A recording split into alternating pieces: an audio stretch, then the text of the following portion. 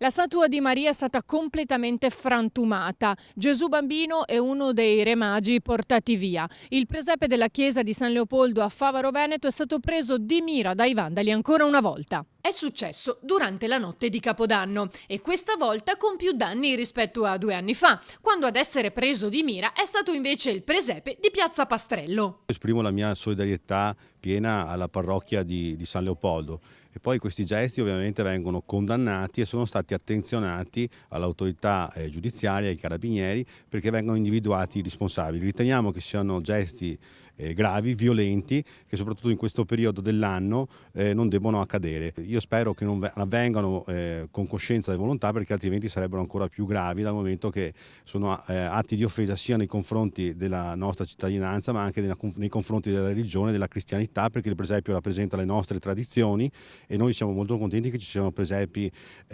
all'interno del nostro territorio, davanti alle chiese, nelle piazze, perché contribuiscono appunto a tenere vive le nostre tradizioni. Di Gesù Bambino, sostituito poi con un bambolotto e del Re Maggio, non c'è traccia, mentre la statua di Maria è stata rinvenuta in 1000 pezzi poco più avanti. La notizia ha fatto il giro di Favaro in breve tempo e sui social i commenti non si sono fatti attendere. È stata avviata anche una raccolta fondi. Su Facebook alla quale si può aderire, anzi io stesso invito tutti ad aderire. Ringrazio i cittadini che si sono spesi per raccogliere appunto fondi per restituire al presepio della chiesa di San Leopoldo la Madonna, Gesù Bambino e il Re Magio.